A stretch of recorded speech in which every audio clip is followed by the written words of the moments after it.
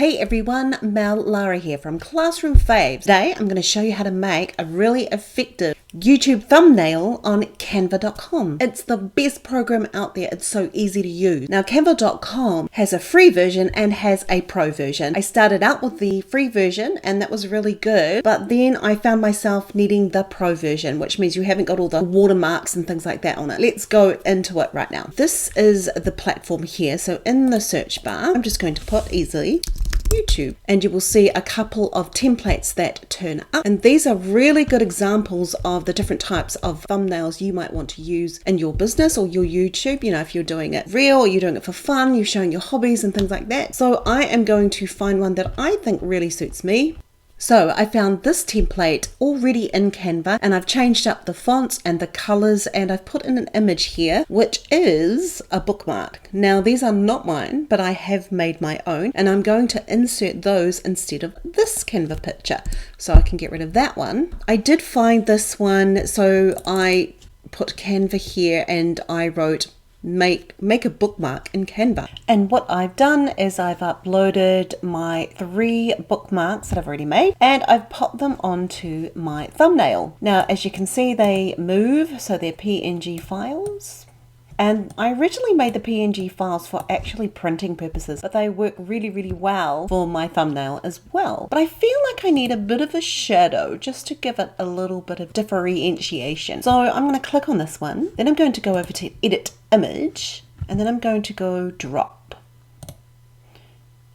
And as you can see, there's a little bit of a shadow drop. I'm going to do exactly the same with this one here.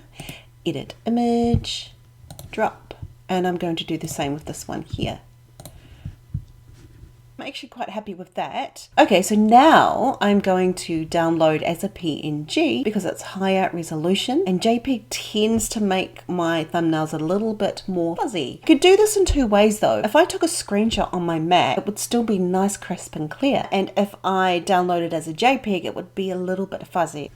And it's downloading, as you can see, the PNG. Let's go and have a look at the resolution. Yeah, so that's nice, crisp and clear. I'm just hoping that it's not too large for YouTube, because sometimes YouTube goes, your thumb's too big. So let's have a look at how much it is. So adjust size, so it is 33 times 19.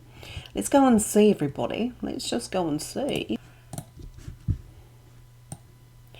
Okay, so here is all my information if you'd like to read it. And now I'm going to upload my thumbnail.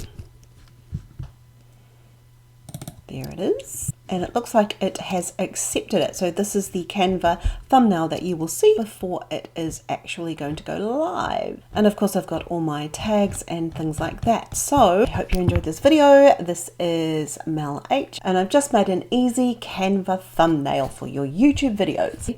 Now I'm using the same exact template. I have made the thumbnail for the one that you're seeing now. Make a YouTube thumbnail in Canva. It's a little bit small, so I'm going to click on that. I just changed the colors over, as you can see. So I changed the colors around, and I'm making the font a lot larger so that people can read it. So I will click in there and just make the A stand out a little better. Make a YouTube thumbnail in Canva. I'll move this one down.